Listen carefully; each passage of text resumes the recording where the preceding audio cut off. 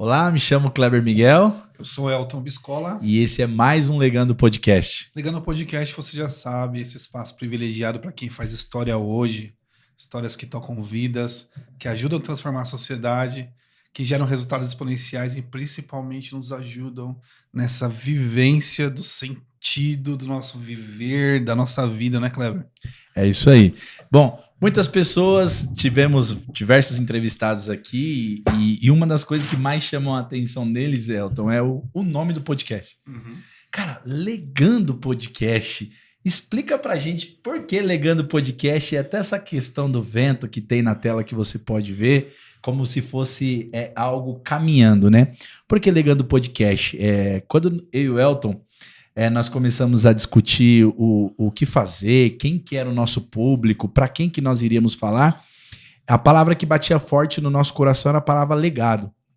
Mas quando a gente fala de legado, quando começo a estudar histórias, é um número grande, mas que são poucas pessoas que são divulgadas como deixou legado.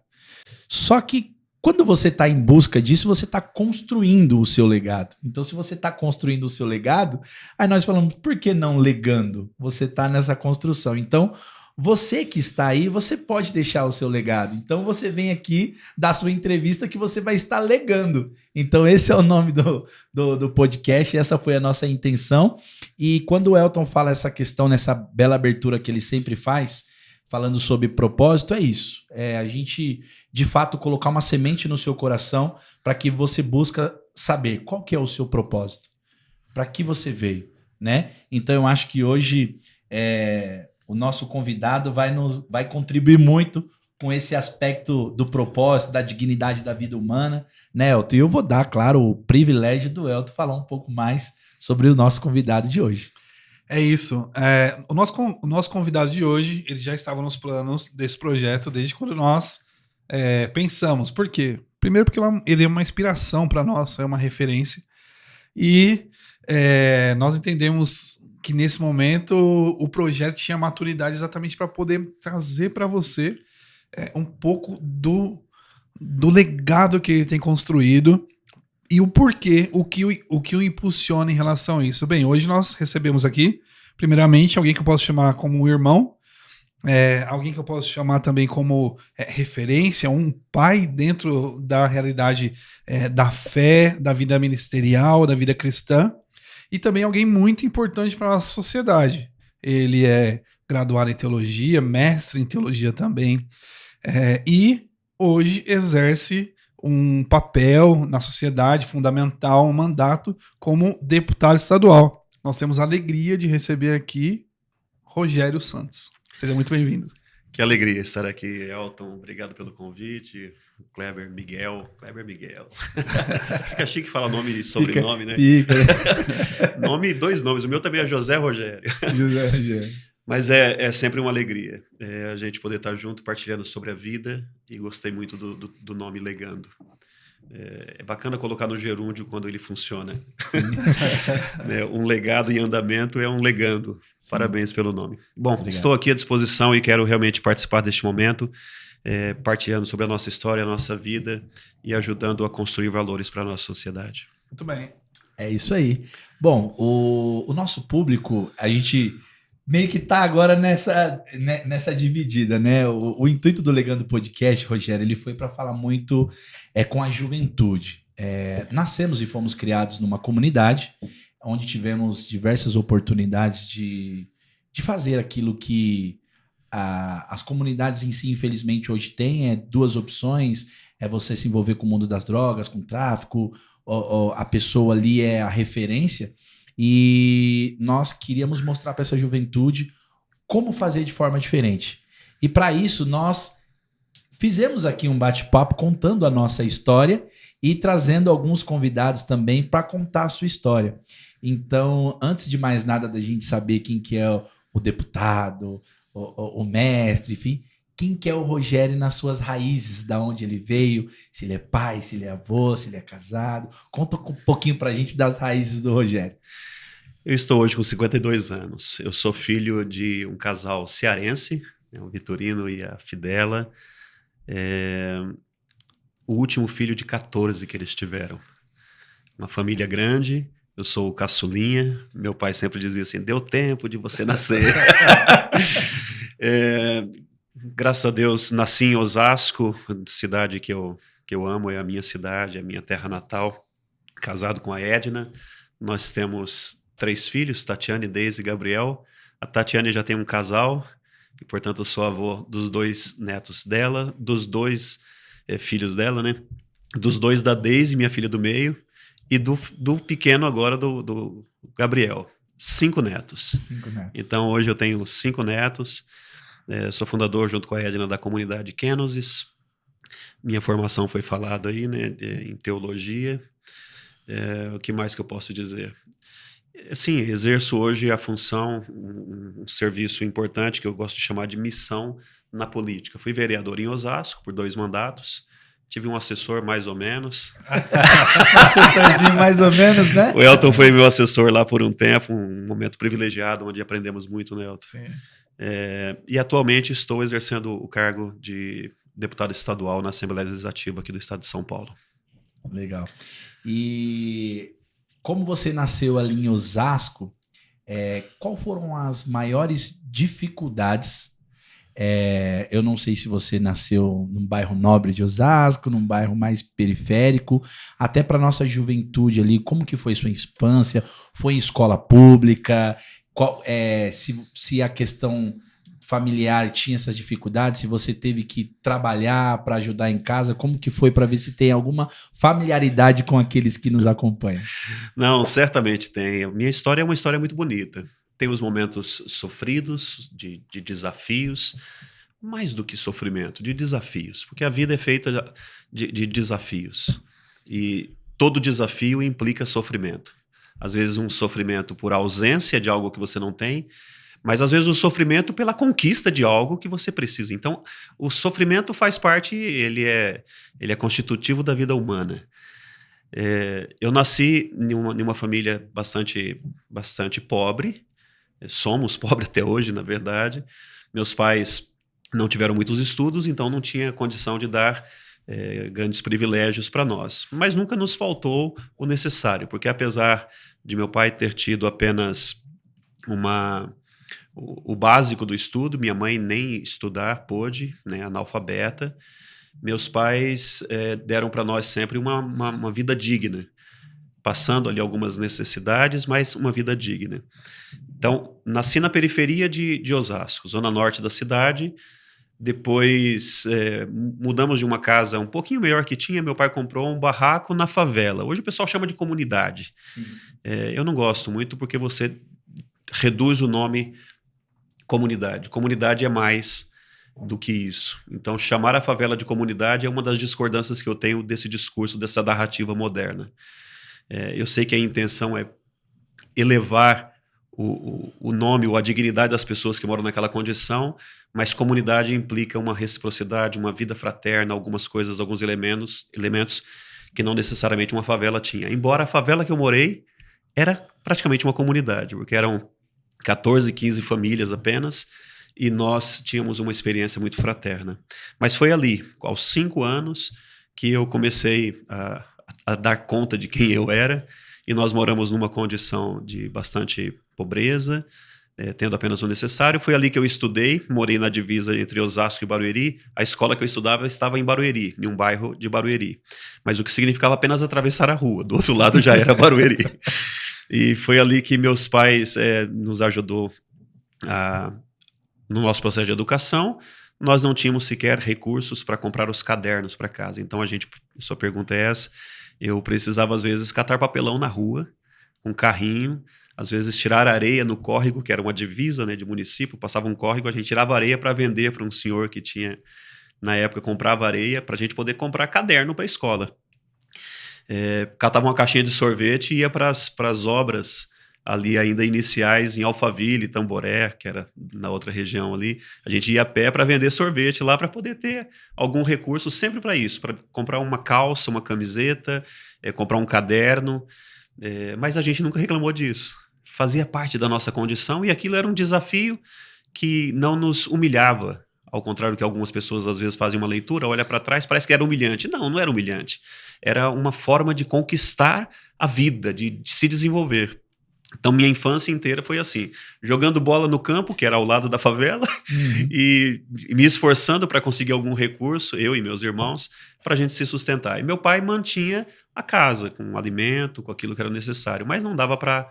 Naquela época tinha que comprar materiais. Hoje as prefeituras dão caderno, dão roupa, dão uniforme, dão tudo, né? E ainda tem pais que reclamam disso. Lá, os pais diziam, olha, vocês precisam ajudar a conquistar isso. E eu penso, Kleber e Elton, que aquilo imprimiu em mim também esse princípio de que o trabalho, ele realmente traz uma dignidade. Seja qual for, trabalho nunca é vergonhoso. O trabalho gera dignidade na gente, e sobretudo na primeira infância. Hoje a gente sabe que tem leis que impedem da criança trabalhar, porque é um tempo de estudo, e aí o Estado acaba ficando subsidiário para dar o suporte, para dar o apoio, mas imprimir algumas coisas dos princípios de trabalho na criança, desde arrumar uma casa, fazer alguma coisa, isso forma caráter. E eu penso que muito do caráter que eu hoje tenho se dá por aquele início difícil de desafios que imprimiram em mim essa forma de ser. Né? Sim. E essa forma de ser te gerou também uma liderança, né? Hoje nós enxergamos você como uma liderança. E eu queria partir se essa questão da teologia que você fez, como que ela contribuiu nessa sua jornada de infância, liderança, qual foi a contribuição dela? A teologia veio bem mais tarde, né? Eu já estava casado, já estava coordenando o movimento da renovação carismática, a gente tinha ali no centro de Osasco, na rua Euclides da Cunha, o escritório da renovação, já tínhamos montado uma escola de música, quer dizer, a minha vida já estava ali bem avançada, no sentido de conhecimento de mim mesmo, de saber da minha missão, quando alguém chegou para mim e disse, você podia fazer teologia. E eu já estava 14 anos fora da escola, tinha terminado ali o ensino médio, que na época era chamado de colegial, né? Colegial, né? do primeiro, era da primeira à oitava série, depois primeiro, segundo, terceiro colegial. Ginásio e depois o colegial, Isso. Agora ensino médio. E esse irmão, o Zé Luiz, que era da Ministério de Pregação, hoje mora em Avaré, se eu não me engano, ele chegou e falou, Rogério, você é um cara que gosta de estudar, você poderia se dedicar e fazer um curso de teologia. Aliás, ele falou assim, você poderia se dedicar a fazer algum curso. Eu disse, não tenho mais tempo para isso. Eu tenho uma família que eu tenho que cuidar, eu tenho minhas missões, não me vejo mais dentro de uma escola tendo que estudar. A única coisa que se eu quisesse voltar a estudar, eu voltaria era a teologia. Ele falou, então se inscreve para fazer teologia. Não, eu não tenho nem tempo hoje, porque eu estava coordenando o movimento, e nem tenho condições para pagar uma faculdade. Deu meia hora, ele voltou com uma ficha, e disse, você podia fazer o ProUni, na época, né? Pode fazer o ProUni. E eu falei, o que é isso aí? Daí ele me explicou, eu falei, não, mas aí você tem que pagar uma taxa, nem o dinheiro para taxa eu tenho. Ele falou assim, não, é só fazer uma declaração de que você não pode, de um atestado de pobreza, né? Uhum. E eu confesso que eu não estava muito, né, não era nem tanto a questão de ter ou não ter recurso, porque isso a gente poderia correr atrás. É porque eu não tinha interesse, eu não estava com vontade.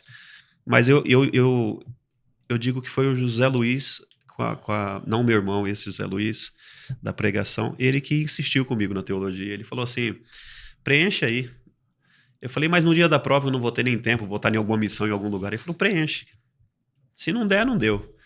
E naquele ano inteiro, todos os finais de semana eu estava eu estava em missões. Menos aquele do dia da prova. Falei, poxa, então eu tenho que fazer essa prova. E não aconselho isso a ninguém, porque você vai se preparar para uma prova, você tem que estudar, tem que se dedicar. Mas eu fui despreparado. Mas providencialmente, as perguntas que colocaram lá, eu acho que Deus estava realmente me tinha preparado. Ele estava com outras intenções comigo. Porque deu certo e eu acabei sendo aprovado naquela prova, escolhi fazer teologia. Então a teologia veio, não foi por uma escolha pensada, refletida, foi por essa situação, aquele momento aconteceu. E porque Deus faz isso também, né? Deus vai escrevendo do jeito dele, a gente não entende o porquê na hora. E acabei fazendo nos Salesianos, a Universidade dos Salesianos, Pio XI aqui na Lapa. região da Lapa. Eu trabalhei ali na Nossa Senhora da Lapa. Então, inclusive, eu participava da missa às 3 da tarde todo dia lá. Eu deixava para almoçar às 3 da tarde para participar da missa lá. Aconselho a quem está passando na região fazer uma visita à igreja, ficou muito bonita. Então, eu acabei fazendo a teologia ali. Foram 4 anos, período da manhã, foi bem exigente, mas fiz a teologia e acabei fazendo o meu TCC falando sobre Pentecostes, sobre o Espírito Santo, sobre a civilização do amor. E foi muito interessante, porque eu concluí todo o trabalho de conclusão do curso, né, o TCC, falando sobre a civilização do amor, uma frase lá primeiro de Paulo VI e depois de São João Paulo II, insistindo sobre uma sociedade cuja base deveria ser o amor. E na renovação carismática a gente trabalha muito essa frase, essa intenção como espiritualidade e como cultura. A gente chama de uma cultura de Pentecostes, que é a ideia de a experiência de Deus deve te levar a viver numa sociedade onde o amor reine, não só para você, mas para toda a sociedade. E ao terminar a teologia ali, a graduação, chegou um seminarista e falou, você poderia fazer um mestrado? Eu falei, meu Deus, já vi essa conversa de novo. Eu já vi, e ele encaixou tudo, a história parecia ser a mesma. Ele foi levando, me ajudou a fazer um anteprojeto para ver se eu passava. E antes de terminar a graduação, praticamente uma semana antes, eu já estava inscrito no mestrado, com uma exceção que a PUC havia feito para que eu pudesse, sob condição, claro, concluir aqui e já iniciar lá. E acabei fazendo um mestrado em teologia dogmática, estudando tudo que um mestrado precisa, que propõe, mas especialmente falando no final, a minha dissertação de mestrado foi sobre a vida no espírito e o compromisso social. Que bela junção, né? 2014. Desculpa, né? Inclusive o primeiro TCC se tornou livro. Se tornou livro, exatamente. Depois a Renovação Carismática, a editora RCC Brasil, acabou publicando o meu TCC, que tem exatamente esse nome mesmo, Cultura de Pentecostes e essa questão da civilização do amor. Legal. Só antes de passar para você, só finalizar um trecho, porque a gente deu um salto na questão liderança, tudo, mas existe uma história aí que eu quero trazer para o pessoal mesmo. A história do Rogério Músico. Também que faz parte disso, porque você disse que também começou na música, tocando. Conta um pouquinho pra gente aí, essa parte musical do Rogério. Eu até fiz agora pediram para gravar um vídeo contando a história da banda Arcanjos, o último dia 29, agora de setembro. A banda completou 38 anos, que é exatamente o começo, né? Foi em 86 que eu comecei, a banda começou em 87. O Francisco, pai do Juninho Cassimiro, que muita gente que está assistindo aqui conhece, ele começou com um grupo de jovens, convidando jovens para aprender música. Ele sabia tocar o básico ali de violão, mas ele pegou aquilo que ele tinha e deu tudo. Ensinou aquela juventude na paróquia, na liturgia, do grupo de oração. E quase um ano depois ele propôs iniciar um ministério de música que se tornou depois a banda Arcanjos. Nem era ministério, chamava de conjunto musical, né? Era o conjunto musical. E eu comecei então, com os 14 para 15 anos, comecei a aprender música e de fato aprendi violão popular, depois aprendi um pouco de violão clássico, aí estudei algumas coisas de teclado, alguma coisa de guitarra também. Mais tarde montamos uma escola de música na Diocese de Osasco. E teve uma época lá que eu fiz umas contas. Vocês têm ideia de quantos alunos passaram pelas minhas mãos? A minha esposa chegou a fazer aula de teclado com você na Livraria Rosa de Sarão ali. Que era na verdade era o escritório da Renovação Carismática. Da Renovação, né? Tinha Associação livraria. Triunfo de Deus. Associação Triunfo de Deus. Foram quase 600 alunos que eu tive em Osasco. Eu imagino, porque onde a gente vai, olha, o Rogério foi meu professor de música. Olha, fiz aula com o Rogério. Não. A minha esposa pegou você quando você já estava saindo. Estava com muito compromisso já. E eu acho que você já estava parando de dar aula quando ela foi lá pegar. E eu fiz um ano só com cabelo de violão, mas agora vocês falando assim, o pessoal que está assistindo talvez fique pensando, nossa, o Rogério, os meus alunos foram bons, né? Um hoje é engenheiro na Alemanha, engenheiro dentro de uma grande empresa. O outro se tornou fotógrafo, o outro... Era para decidir. Era mais uma sala de discernimento do que uma sala de aula de música. Não, eu vou te defender. A minha esposa, ela toca o teclado e ainda ela canta na comunidade. Opta só em cantar, mas ela aprendeu bastante. Mas a música tem um papel importante na minha vida, porque... Claro que eu sempre fui um músico dentro da igreja. Eu nunca toquei na noite, nunca fui em nenhuma uma banda secular. Mas a música, ela me ajudou a entender muito sobre a vida. Porque a música tem aquilo que é próprio do que é criado por Deus, né? Ou seja, ela atinge a minha razão, minha inteligência, porque a música é um conjunto matemático extraordinário, que ela ordena o modo de pensar. Eu aconselho todos a estudarem música, se puderem, porque a música realmente ordena a forma de pensar. Mas a música também traz uma dimensão mística, que coloca tanto quem está executando quanto quem está ouvindo em uma relação com o transcendente. Ela atua em uma área que outras artes, às vezes, não conseguem chegar. Além de ajudar muito na questão da memória, mas especialmente a música, ela nos faz... reverberar, vibrar, se a gente pudesse dizer numa linguagem mais secular, a gente reverbera numa frequência que não parece ser normal, porque a música nos introduz dentro de mistérios e música eu não estou falando de letra só, estou falando da música enquanto tal, né? Música é melodia, ritmo, harmonia. Quando bem ordenada, ela te coloca em uma sintonia, em uma harmonia, ela te leva a uma transcendência que ela é espetacular. Então hoje muito do que eu vivo de um equilíbrio, pelo menos num esforço que a gente vive de uma vida equilibrada, de não entrar numa irritação, de você não entrar no conflito, de você ser apaziguador, eu devo muito disso à própria música. Porque a música reverbera dentro da gente e coloca em uma sintonia com o eterno, com o transcendente, de forma extraordinária. Muito bem. Falando aí só para fechar a questão da música, me lembro de uma frase de São João Paulo II na Teologia do Corpo, que ele diz: se você quer saber o que é santo, ou o quanto algo é santo, veja o quanto é profanado. E a gente vê isso na música, né? Perfeito. E eu te ouvindo falar isso, eu penso que todo esse processo de transcendência é exatamente porque vem de Deus isso, né? Na boa música pode-se encontrar ali os atributos de Deus, né? Que é o bem, a beleza, sobretudo, e a verdade. Então isso realmente nos impulsiona. Agora, fechando a questão do mestrado, né? Tinha perguntado aqui, sobre o TCC da graduação virou livro. E do mestrado? Não, o mestrado, na verdade, o arquivo ficou na universidade. Tem alguma coisa que quando um ou outro pede, eu acabo distribuindo, mas eu decidi não publicá-lo como um livro. Sim. Porque, embora ele tenha entrado em algumas áreas bastante interessantes, lá eu trabalho a questão, por exemplo, da liberdade. Sim.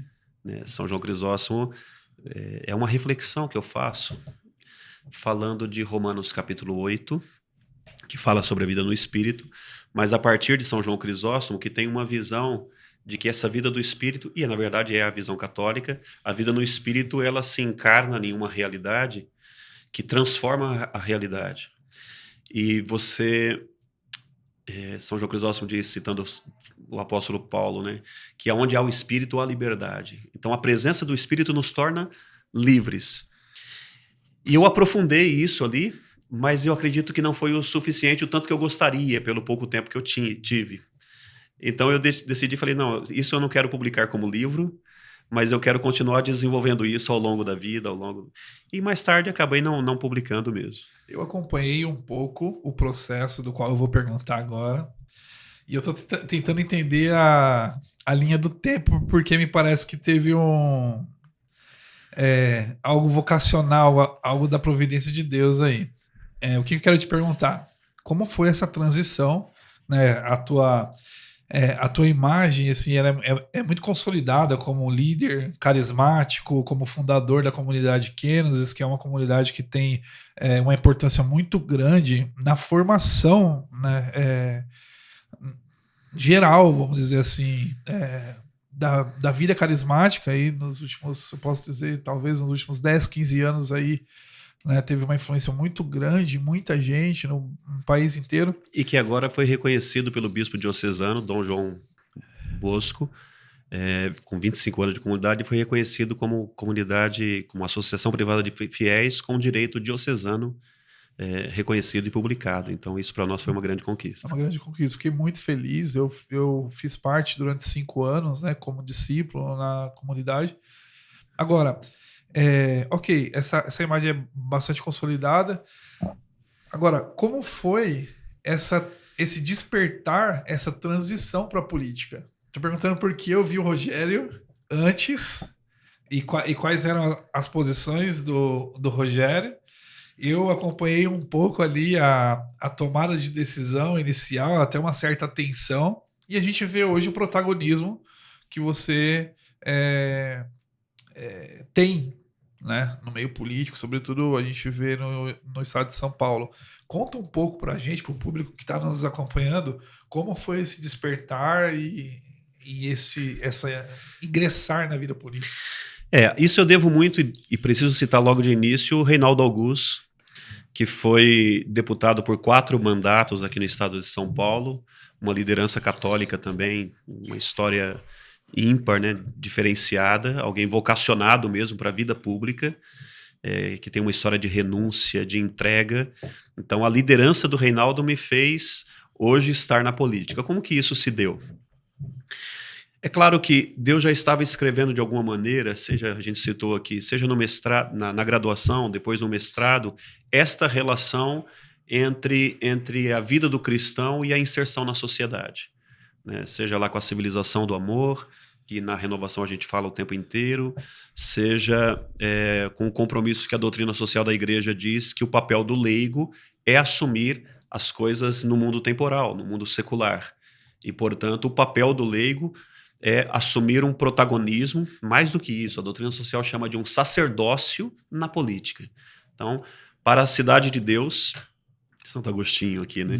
Para a cidade de Deus, os padres. Para a cidade dos homens, os leigos assumindo a responsabilidade dentro da sociedade e sobre a sociedade. Então, são 2 sacerdócios que Deus permite que a gente exerça. No meu caso, no nosso caso, né, que é possível, exercer o sacerdócio na política. Eu nunca me vi dentro da política. E passado já 10 anos como mandatário, eu continuo não me vendo dentro da política. E por que estou? Talvez seja esse o grande questionamento, né? Como que eu chego até aqui e por que eu estou aqui? Eu estou porque eu acredito que a gente precisa dar uma resposta para o mundo, para a nossa sociedade, para o tempo que a gente está vivendo, colocando a nossa vida à disposição, a serviço do bem comum, a serviço do próximo, numa linguagem mais direta. A política deve ser exercida por pessoas que tenham vocação, vocacionados à vida pública. E muita gente me pergunta, e você se sente um vocacionado? E aí eu vou dizer para vocês, não, eu não me sinto vocacionado. Mas enquanto os vocacionados não assumem esse papel, mesmo aqueles que não sentem a vocação precisam assumir com a responsabilidade que se deve ter para encontrar os vocacionados. Qual seria o meu maior desafio hoje, Elton, na política? Não é tanto fazer um projeto de lei, embora isso seja uma exigência do mandato e eu procuro fazê-lo. Não é tanto resolver os problemas já da sociedade, embora eu hoje me empenhe em fazer isso. A minha maior missão na política é tentar despertar na sociedade, sobretudo nas pessoas de bem, que são vocacionadas, a necessidade deles assumirem esse papel. Até quando eu devo estar nessa cadeira, nesse posto? Até que os vocacionados assumam o seu papel. Porque fizeram da política uma imagem tão negativa. Tem campanhas contra a política. Tem campanhas contra os políticos. Por muitos erros da própria política e de políticos que tornaram a imagem da política uma coisa ruim E quando a campanha é só falando mal, só falando dos problemas que existem, mas só fala disso e não fala do bem que a política promove, a pessoa boa, a pessoa de bem fala, eu não quero entrar nisso. Sim. O vocacionado corre para outro lugar, porque ele fala, eu não vou colocar minha vida dentro de uma situação que está todo mundo vendo que é ruim. Essa ausência, que a gente deveria chamar de omissão das pessoas de bem, faz com que o Estado, com que o país, com que a realidade política, a sociedade, enfim, esteja indo ruim, esteja de mal a pior. O que eu entendi? Que eu deveria assumir um convite que o Reinaldo fazia para um processo de formação, que a gente passa juntos, e que depois a gente precisava dar o nosso sim para atender as urgências, até que a gente encontre os vocacionados. Vocacionados que estão dentro das empresas, vocacionados que às vezes são CEOs de empresa, mas que poderiam estar na política pegando o seu conhecimento e aplicando para o bem da sociedade, não somente para o bem de uma empresa, que já faz grande coisa ao dar emprego, ao ajudar a promover pessoas. Mas vocacionados que estão aí hoje dentro de escritórios de advocacia, dentro de escritórios clínicos. Quer dizer, a sociedade precisa de pessoas com competência para poder assumir esse papel em nome do bem comum. Mas essas pessoas têm receio, não vou dizer um medo, mas têm receio de associar o seu nome, a sua imagem, a uma função como essa. Então, qual que é o meu papel e por que eu vim para a política? Bom, eu procuro fazer com a maior responsabilidade possível o meu mandato, seja lá como vereador, enquanto fui por 2 mandatos em Osasco e agora no Estado. Mas o meu papel principal, inclusive delegado pelo Reinaldo Augusto, que eu citei aqui, é, Rogério, encontre pessoas melhores do que você. Não está falando da questão moral. Está dizendo o seguinte, tem competências que você não tem e a política exige. Enquanto não encontra, vai se esforçando para fazer, mas busque pessoas que possam assumir esse papel, para elegermos mais pessoas, para formarmos e capacitarmos mais pessoas. Essa é a razão pela qual hoje eu estou na política. Eu queria fazer um relato pessoal da minha percepção desse processo. Eu chego em 2008, na Renovação Carismática, e o primeiro evento que eu fui foi o Cenáculo? Não, Congresso Diocesano, que foi lá no Pedro Bortoloso. Era a sua coordenação.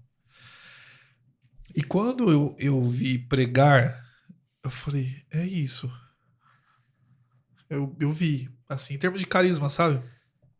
É isso.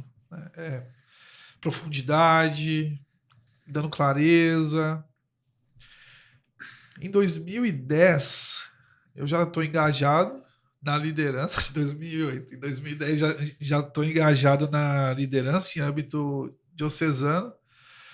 E eu acompanhei o lançamento do livro. Foi 2010, né? 2010. 2012, eu estou assumindo ali discipulado na comunidade de Kansas. Estou resumindo. E por que eu tô resumindo? Para eu poder testemunhar isso que você está falando, como verdadeiro. Porque eu me lembro do dia que você nos deu formação e eu me lembro a tensão em que eu te vi tenso, acho que 2 vezes. 2 vezes. Quando nessa situação e numa outra situação quando eu era o teu assessor e que você estava preocupado conosco. Que alguém tinha que sair. Alguém tinha que sair. Foi as únicas 2 vezes.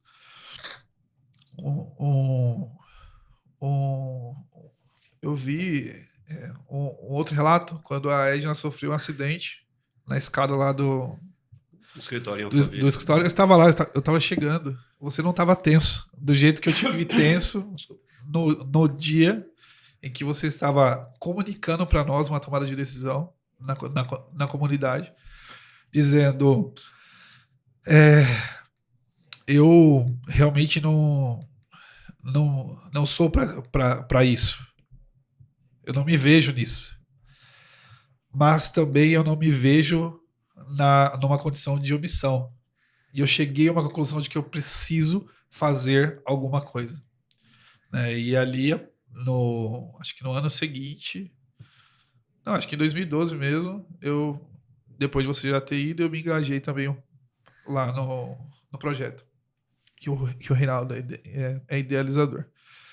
E aí, depois disso, acho que está bem claro o que você acabou de falar aqui. Por que eu estou destacando isso e a gente gosta de fazer essas coisas aqui no podcast? A gente vai pensando algumas coisas para o público que nos acompanha. A vocação, ela se apresenta diante de nós. E geralmente ela não se apresenta assim, com muito claro, com informações muito detalhadas. Não vem uma ficha técnica, olha, agora você vai fazer isso, daqui a alguns anos você vai fazer aquilo. Mas a vocação ela vai se apresentando e de acordo com a abertura, com a sensibilidade, com o interesse, com o desejo que nós temos de legar e legar com o fundamento da eternidade, você vai se encontrando numa situação parecida com aquela de Jeremias, capítulo 20, que eu percebo muito isso na sua vocação, que é: seduziste-me, Senhor, e eu me deixei seduzir. Então, se você que nos acompanha aqui e quer até saber qual era a campanha que eu e o Kleber estávamos trabalhando quando nós nos conhecemos, e nós éramos de públicos, de grupos políticos diferentes, a gente era concorrente, tirei uns votinhos dele, eles tiraram da gente, foi na campanha do Rogério, né, onde nós nos encontramos, nós éramos até então grupos políticos diferentes na cidade, nós nos unimos para buscar um bem comum. Então, nós falamos tanto de vocação aqui para vocês, e eu queria pensar isso daqui que o Rogério falou e dizer para você, cara, se tem algo que nós temos que nos preocupar, ou nos ocupar, melhor dizendo, em descobrir e dar uma resposta dia após dia, é vocação. E o que é a vocação? É o chamado que Deus faz para você. Sim. É o chamado que Deus faz e vai fazendo ao longo da sua vida, né? Então, isso é fundamental e é uma das coisas que nos impulsionou a trazer o Rogério aqui como testemunho de vocação. Não, e sobretudo nessa questão vocacional, Elton, eu falei de sacerdócio. Sim. O sacerdócio, quem é o sacerdote? O sacerdote é aquele que renuncia à sua própria vida, aos seus planos pessoais, e abraça uma causa, no caso de um padre, uma causa divina, eterna. O que é o altar de um sacerdote? É o lugar onde ele se sacrifica. Cristo sacrificou-se primeiro, ele é o próprio primeiro e exclusivo altar, mas a vida do sacerdote é uma vida de sacrifício. Sacrifício vem da ideia de sacro ofício, um ofício sagrado. Sacrifício não é uma palavra pejorativa. É você encontrar algo que você considera sagrado e por aquilo você fazer realmente um empenho. Quer dizer, você trabalha pelo que é sagrado. Sacrifício é isso, é um trabalho pelo que é sagrado. E na política, a política ela precisa de sacerdotes. Homens, mulheres, que façam desse ambiente, deste altar da política, um lugar de sacrifício. Não é um lugar onde se entra para se dar bem, para se promover, para ganhar status ou riquezas. Exatamente o contrário. É o lugar onde você pega o que você tem e você entrega ali. Você oferece, você se esvazia, você se aniquila, porque é isso que faz. Você renuncia ao seu tempo com família, o seu tempo de prazer, aos seus planos, e você vai trabalhar pelos outros. Isso é o sacro ofício. E por isso é sagrado.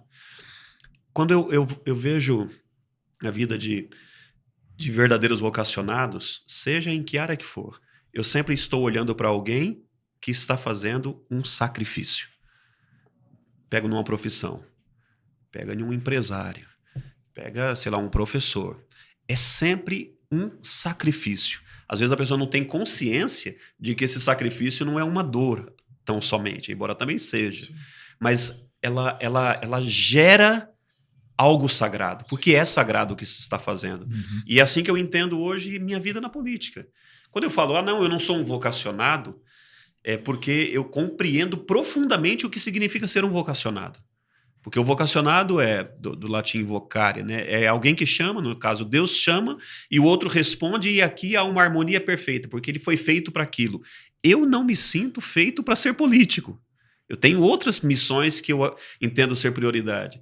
Mas enquanto os vocacionados não chegam, a gente vai trabalhando como se fosse um vocacionado. Você vai fazendo desse lugar um lugar sagrado. Sim. De lágrimas, às vezes, de humilhações, mas não me deixo abater por nada disso, porque eu vejo a finalidade. A finalidade é, eu estou diante dos filhos de Deus que precisam, e por causa disso eu vou dar a minha resposta até que Deus me queira aqui, até que os vocacionados se aproximem e cheguem. É essa a ideia de vocação que eu tenho. E nessa posição que você se encontra hoje, ocupando os lugares daqueles que têm a vocação, mas não estão ocupando a mesa, você precisa atuar. E nós queremos entrar um pouco sobre as suas atuações dentro da LESP e alguns projetos que você... Até a gente estava brincando aqui nos bastidores que existem alguns nomes parecidos que tem projetos que estão relacionando a você, mas peraí, não sou eu. Então, eu queria que você falasse sobre esse projeto na LESP, como a frente da família, como os projetos pros autistas, vamos dizer assim, que você fez. Dá uma explanada melhor pra gente nessas atuações. Cabe uma introdução aqui a esse assunto, pode ser? Rapidamente. Ótimo. O que normalmente se espera de um mandatário é claro que ele faça leis no legislativo. Quem é o legislador? É aquele que faz lei. É aquele que fiscaliza e que faz as leis acontecerem. A pergunta que a gente faz nesse projeto que a gente tem no estado de São Paulo, eu citei aqui liderado pelo Reinaldo Augusto, é a seguinte pergunta: será que há necessidade de tantas novas leis assim, o quanto que as pessoas pedem? Teria necessidade de fazer tantas leis? E eu respondo de pronto: não tem necessidade. Porque o país já está sufocado com uma burocracia de leis inócuas que não condizem com a realidade, que travam, uma lei está travando a outra, tem problemas graves de segurança jurídica no país. Então, ser legislador apenas para fazer leis hoje é um problema no país. Lá em Osasco me perguntaram uma vez quantos projetos de lei você fez. E tem muita gente que cresce mostrando números de quantas leis foram feitas. Porque parece que quanto mais números você mostrar, mais você vai ser admirado. Na minha concepção, quanto mais leis você fez, a chance é que mais problema você trouxe para o país. Mais problema você trouxe para o sistema funcionar. O que deveríamos era fazer uma consolidação das leis. A gente tentou fazer isso lá em Osasco, que era simplificar o funcionamento da máquina brasileira. Tinha que simplificar. Seja no campo tributário, no campo legislativo, no próprio executivo, tinha que simplificar. As leis orgânicas das nossas cidades são horríveis, então nós teríamos que simplificar. Tendo posto isso como introdução, eu pautei o meu mandato em cima de algo que a gente combinou no projeto. Nós precisamos ter iniciativas que coloquem a pessoa humana como prioridade de todas as nossas ações. É claro que a gente precisa de questões estruturais, pontes, rodovias, estradas, escolas, e tudo isso o Poder Executivo tem que pensar e os legisladores colaborar. Mas no nosso caso a gente disse, nós vamos fazer e propor coisas apenas que promovam a dignidade da pessoa humana. Eu não tenho uma bandeira. Alguns dizem, a sua bandeira é o autismo, a sua bandeira é família, a sua bandeira... Não, alguns políticos associam seus mandatos a bandeiras. Eu não associo a bandeiras, embora a gente tenha ações na família, que a gente vai falar rapidamente, no autismo.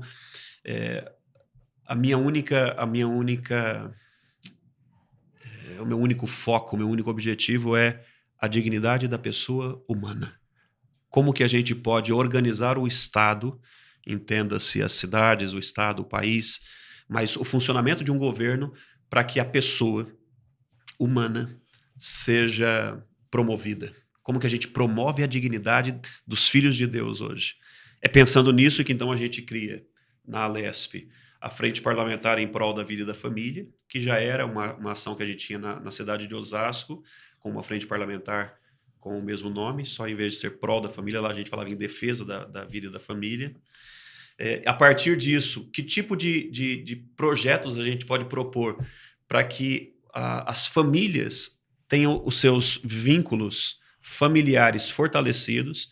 Então, a gente propôs algumas coisas, por exemplo, em Osasco, quando vereador, a gente propôs a criação de uma Secretaria da Família, considerando que a política pública precisa atender a instituição familiar, não somente os entes familiares, porque já existem políticas para a criança, para o adolescente, para o jovem, para o adulto, para a mulher, para o idoso, mas sempre os entes familiares separadamente.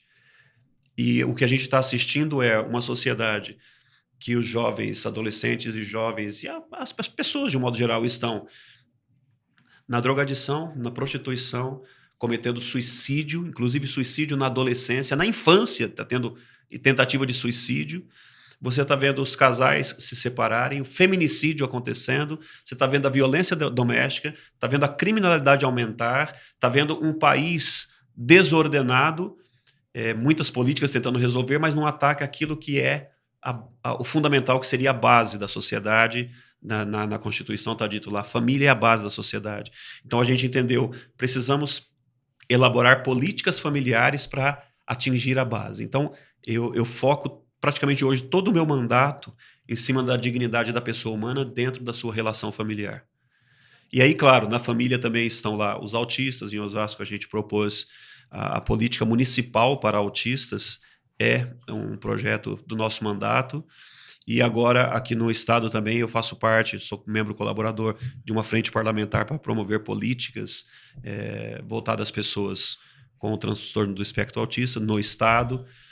Faço parte de uma comissão de infraestrutura, sou vice-presidente da comissão de infraestrutura na Lesp, que é também para pensar em todo o funcionamento de um estado, mas sobretudo como que a gente prepara um estado para que as pessoas vivam com dignidade. Enfim, são ações bem objetivas com essa finalidade.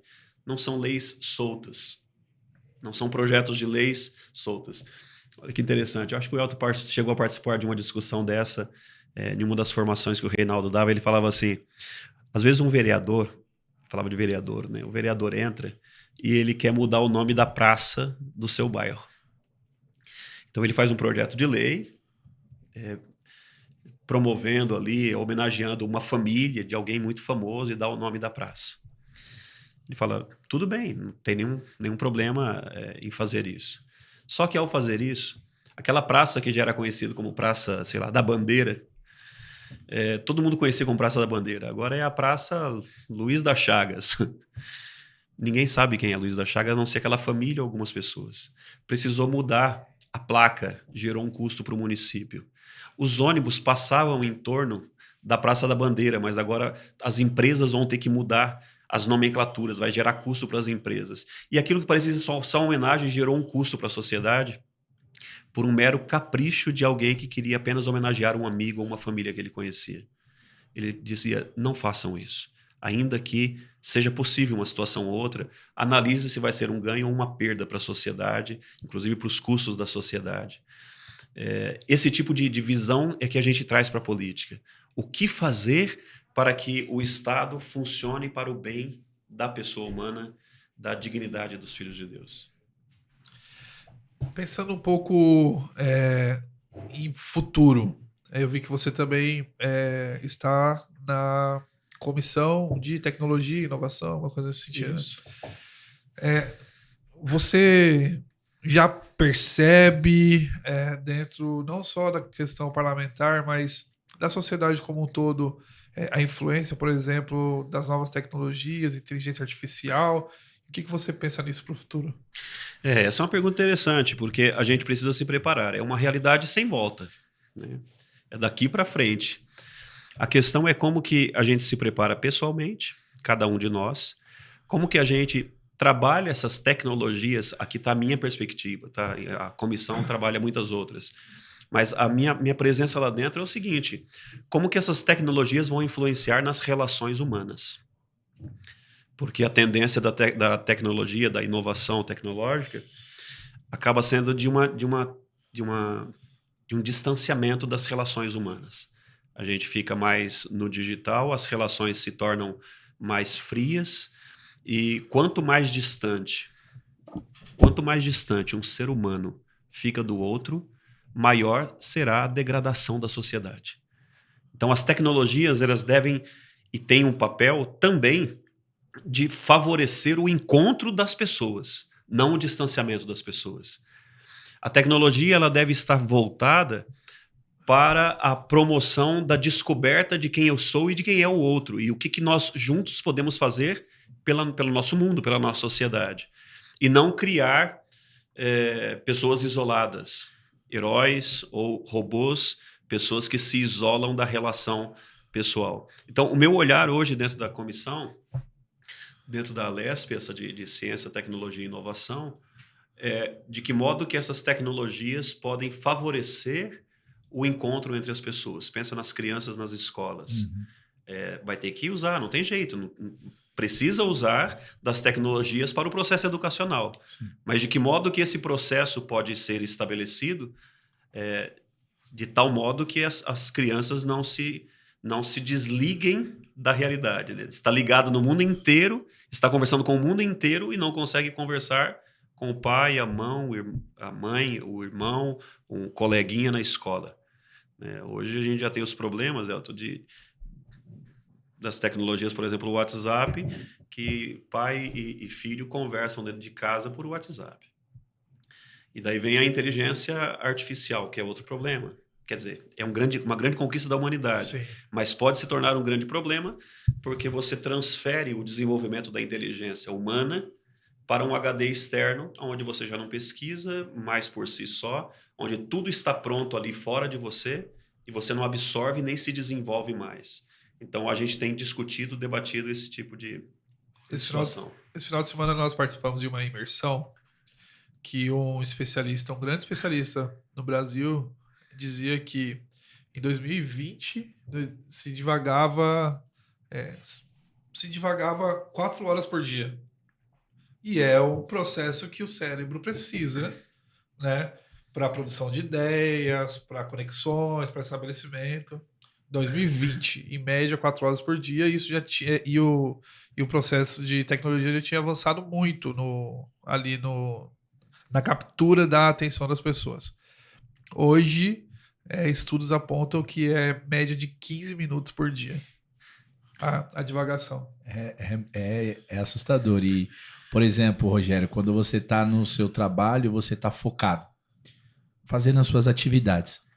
Quando você para, ele trouxe esse estudo também, quando você para 2 minutos, que você abriu, entrou na rede social, olhou um vídeo, tudo, para que você volte à concentração ordenada daquilo que você estava vendo, vai levar 23 minutos para você voltar à sua concentração normal que você estava inicial.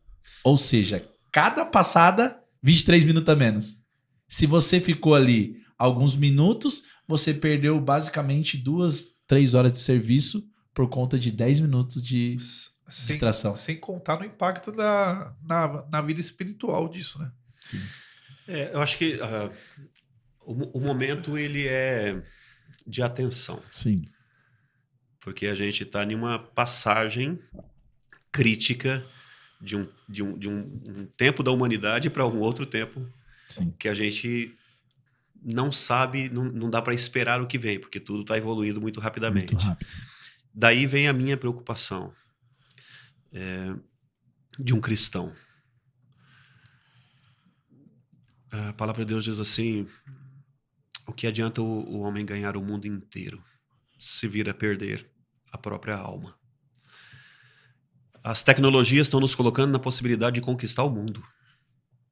Hoje, a depender do domínio que se tem da tecnologia, você consegue dominar o mundo. Domina regiões extensas. E pode perder a alma. Então, a minha preocupação parte desse segundo ponto, que para mim é prioridade, é como não deixar que a minha alma se perca e nem das pessoas com as quais Deus me permite relacionar. Sim. Eu não sou contra o desenvolvimento, pelo contrário, o que a gente quer é o desenvolvimento mesmo. Sim. Mas o desenvolvimento da pessoa humana. Uhum. Qualquer coisa que possa promover o nosso desenvolvimento humano. E essa transição desse momento, desse tempo que estamos vivendo, ele é preocupante porque quanto mais as pessoas mergulham nessas modas que a própria tecnologia acaba trazendo, mais distante ela está de si mesma. Não é só distante de Deus, ela está se distanciando de si mesmo. O ser humano está se distanciando de si mesmo. Já não se reconhece mais. Você quer montar um perfil na rede social? Antes você tentava ver alguma coisa que você fazia. Uhum. Agora você pergunta para a IA Qual que é o melhor? Qual que é o melhor perfil. E as pessoas acreditam naquilo. Quem te vê acredita que aquilo é a verdade, que é grave. O que é mais grave? É você acreditar que aquilo é verdade. Você cria um perfil bem elaborado para ser aprovado pela sociedade e no final você passa a acreditar naquela imagem falsa que foi criada. Ou seja, se distancia da realidade. Uhum. É o homem de superpoderes, que parece que você pode tudo. Lá no Gênesis diz, sereis como deuses. O dia que você conhecer essa árvore da ciência, você vai ser como Deus. Me parece que hoje nós estamos vivendo precisamente neste momento. O homem querendo ser Deus, querendo dominar todas as coisas, enquanto não consegue dominar a própria vida. Muito feliz no trabalho, na profissão, nas suas relações digitais, mas não consegue entrar em paz consigo mesmo. É uma espécie de droga. Sim. É uma espécie de dependência que a pessoa precisa. Inclusive hoje, estava vendo uma matéria esses dias, um psicólogo. A pessoa não precisa mais ir até um psicólogo que é uma pessoa, mas ela pode ir na inteligência artificial e encontrar um psicólogo que fique afirmando as suas necessidades. Quer dizer, um psicólogo que se encaixa com você. Não um psicólogo que te ajude a se libertar de uma enfermidade, de um problema mental, uma dificuldade que você está passando, mas um psicólogo que acaba concordando com você. É a destruição do ser humano se a gente não se der conta do momento que estamos vivendo. Sim. Nós analisamos muito o seu perfil e a sua fé, que vem da base católica, apostólica, romana, né? E existe uma, vamos dizer, não vou dizer uma polêmica, mas acaba dando polêmica em alguns lugares, que é a fé e a política caminhar juntas.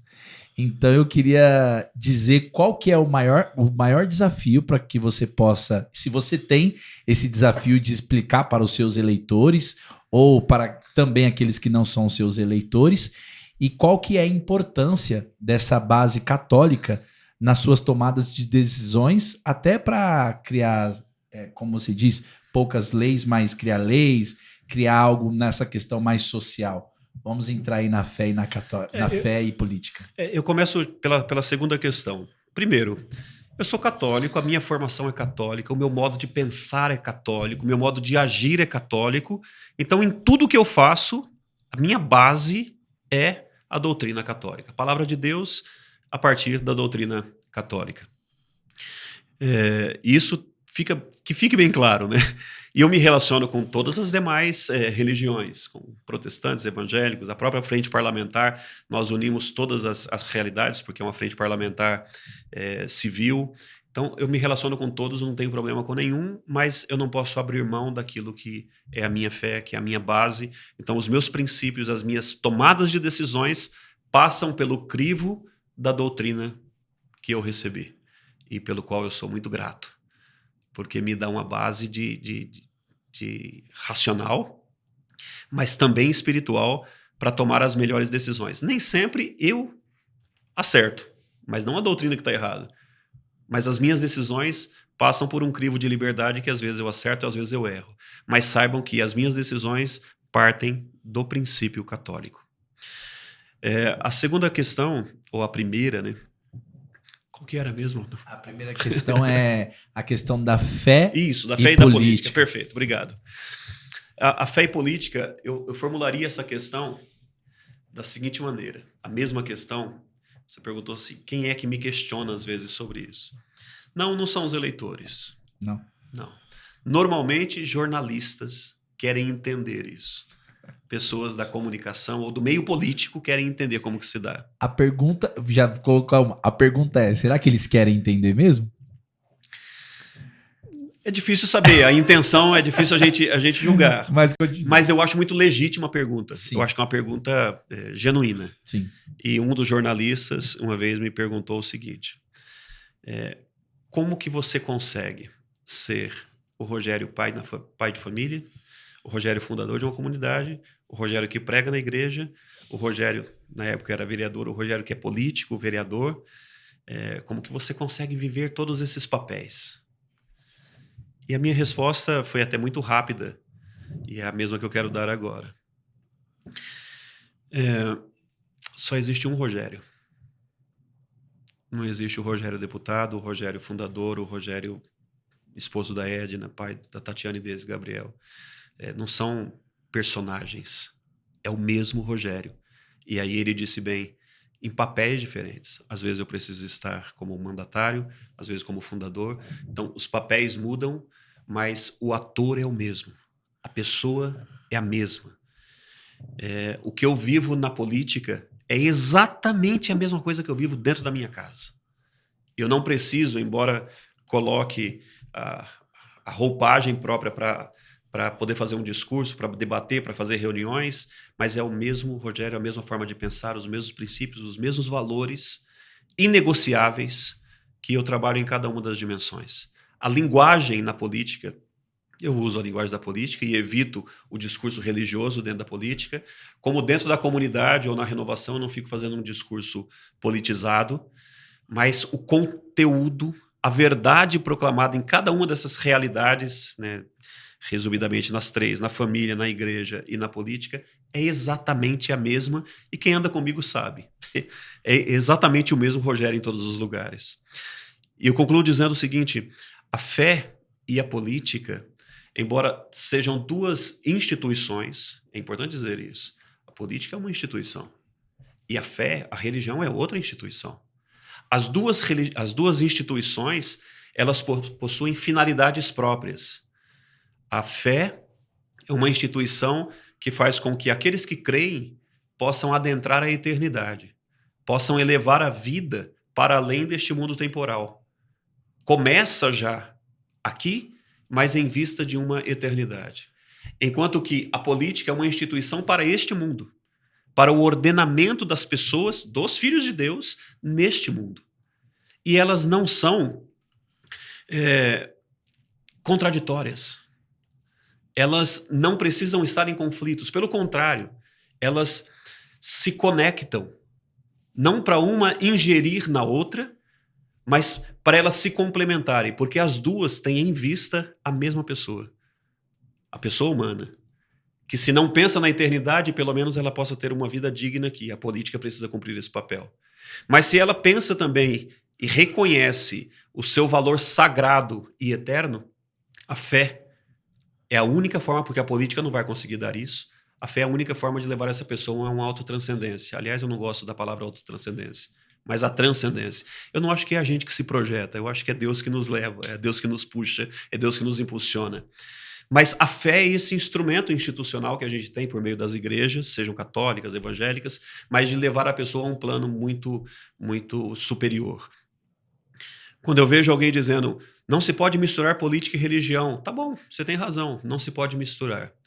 Mas não existe o Rogério que é da política que não é da religião.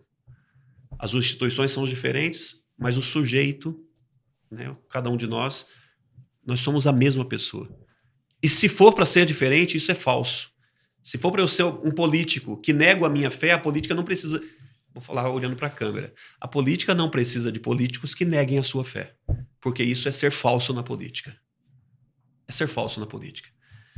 Se eu não tenho o direito de estar na política a partir das bases da minha fé, então a política está dizendo que ela quer ser uma instituição falsa e fraca. O que ela precisa ter é representantes de todas as expressões da sociedade, cuja religião é uma importante expressão que precisa estar representada na política. Portanto, não há conflito. querem criar o conflito entre fé e política, mas, na verdade, elas são mais complementares do que as pessoas imaginam. Complementares e necessárias. É isso? É isso. É isso. Bom, antes de ir para o término aqui, amigo, é muito importante essa visão que o Rogério passou sobre personalidades diferentes ou ser a mesma pessoa em funções diferentes. E ele falou uma coisa muito importante, que é, a partir do momento que eu tenho que negar a minha fé e fazer um papel falso, significa que nem essa fé eu tinha.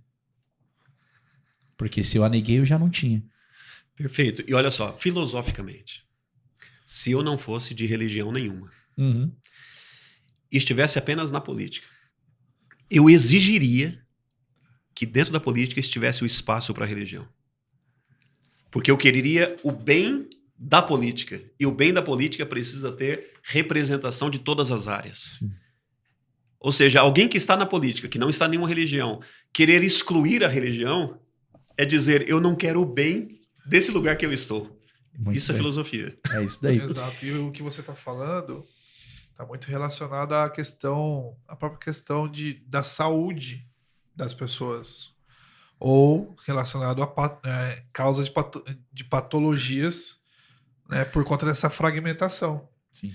Então, existem componentes culturais, existem situações que levam as pessoas a querer serem uma versão em cada ambiente, mas mal sabem essas pessoas, e talvez essas epidemias, pandemia de ansiedade, depressão, essas coisas todas, estão muito relacionadas à fragmentação do próprio ser.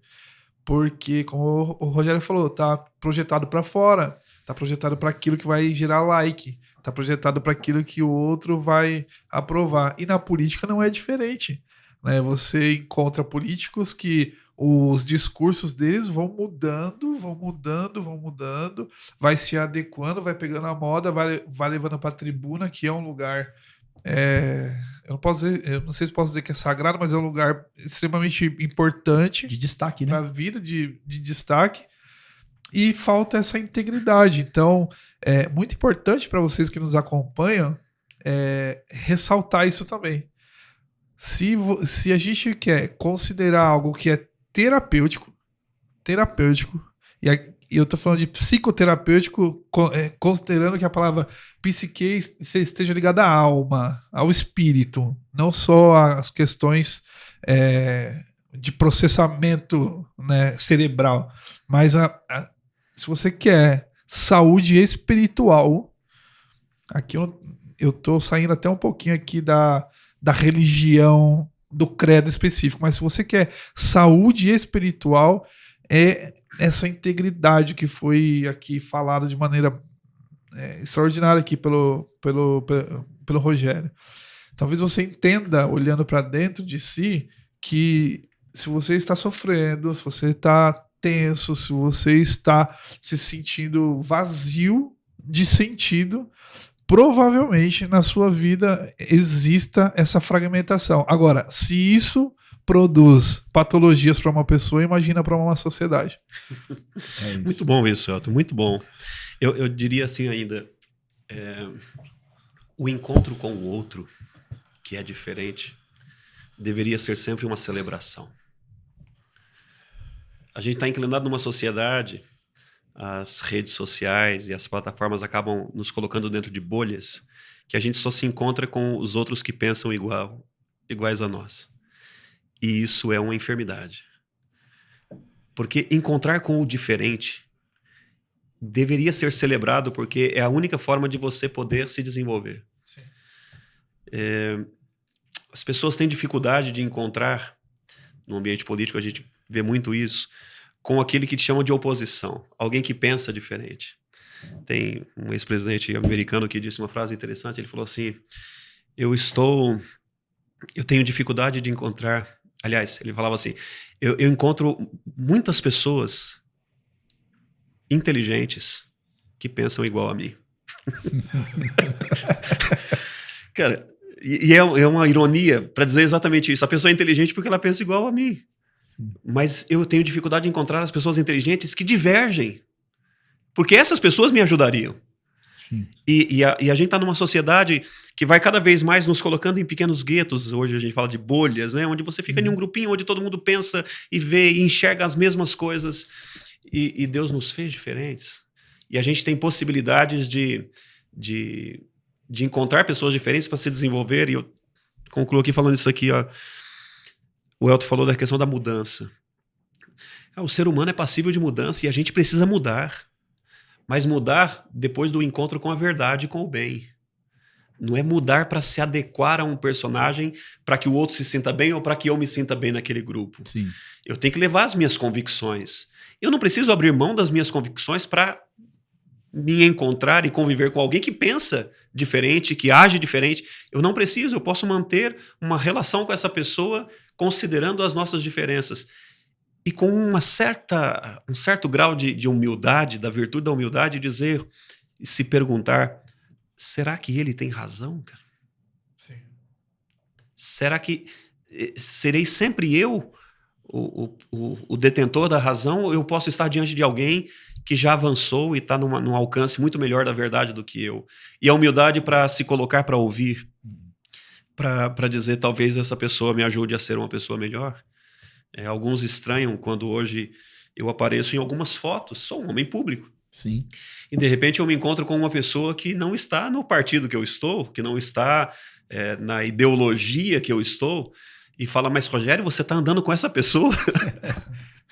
Sim, sim. E não estou andando para dar aulas para ela ou tentar convencê-la de nada. Eu estou andando para ver como que ela vive, porque pode ser que ela tenha alguma coisa que agregue à minha vida. E talvez ela veja alguma coisa em mim. E nesta relação, você evita os conflitos e todo mundo cresce. Esse senso que está nos faltando hoje muito na sociedade. Então eu não preciso negar a minha fé, a minha religião, a verdade que eu creio, o meu modo de viver para estar em relação com as pessoas.